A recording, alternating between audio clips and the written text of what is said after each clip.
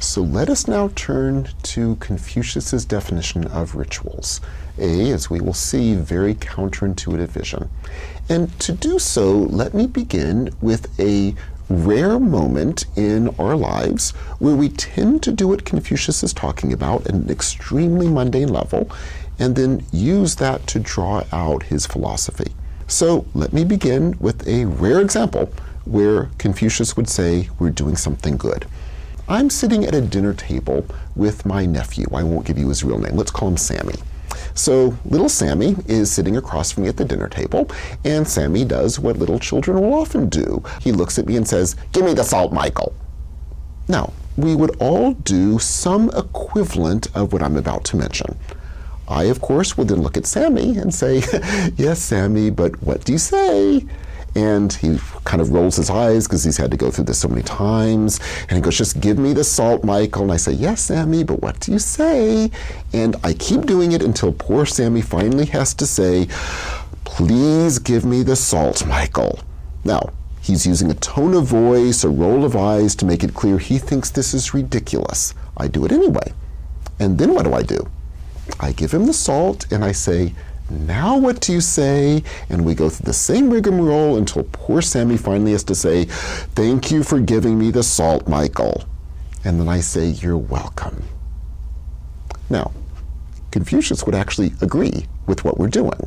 And let's, now using Confucius's way of speaking, analyze what has just happened.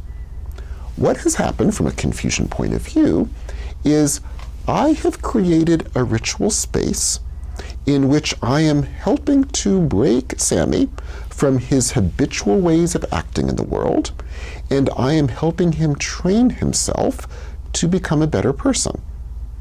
In this ritual space that I have de facto created, it is as if Sammy and I are equal people, and Sammy is asking something of his equal.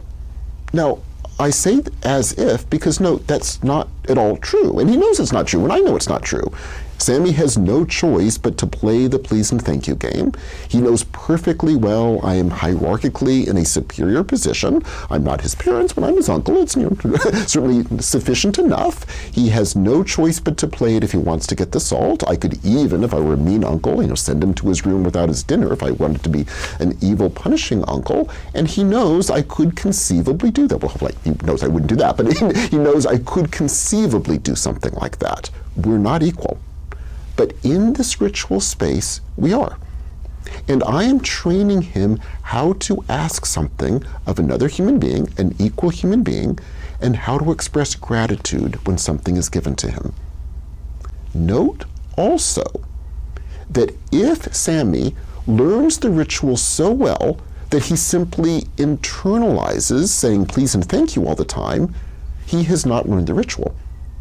Note, as he grows up, if he continues to all the time say, please and thank you, every time he wants something and every time he expresses gratitude, he will be failing, right? He will not be sensing the situation. He will not be sensing how to ask something of another human being, how to express gratitude, because usually please and thank you are going to be either way too formal for most situations, way too less of a way of phrasing true gratitude, because oftentimes friends will do things much more dramatic than a mere thank you could conceivably express. So if Sammy learns the ritual, and if I'm a good uncle, will continue to work with him as he grows up, he goes from that initial being sort of forced in this ritual situation to say please and thank you, rolling his eyes. Gradually he learns to do it without rolling his eyes. Gradually he learns to do it smiling, please, thank you. Gradually he then begins to learn in different situations different tones of voice that would be more appropriate to express these emotions. He begins to have different emotions because he begins to sense people around him better. He begins to sense what it means to ask something of this person, what it means to express gratitude, which it turns out for different people in different situations will be very different.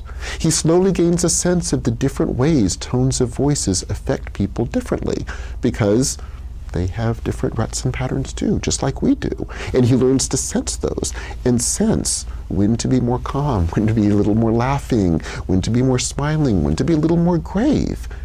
In other words, if he's learning the ritual, what he's doing, being forced to do at a young age and then doing as he grows up, is he is learning in this ritual space to train his dispositions, train his ability to see the world, train his ability to interact with those around him. And again, he can only do it from this perspective in that ritual space. It requires him to enter that ritual space, in this case, the dining room table that I sort of create as a ritual space by making these requests of him. And in that ritual space, he's not the normal Sammy that he was before. The normal Sammy was, he's a child, a wonderful child, but grabbing things, wants things, not sensing people around him.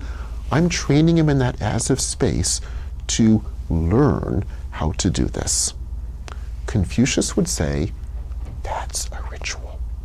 A ritual, in other words, are not habits that we're forced to do over and over again.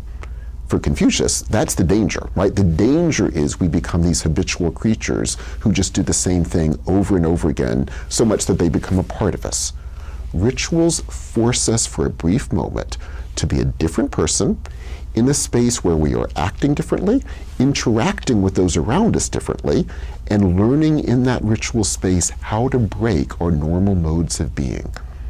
For Confucius, a ritual, in other words, is not a habit. It's what breaks us from our habits and begins the possibility for us to become good. Now, if that's a rare example where we do something Confucius would appreciate and agree with, next, I would like to take you through one of his examples from his own day and use that to describe in more detail what he really means by this as-if world and what the implications for us as human beings would be if we truly learn to take rituals seriously. Thank you.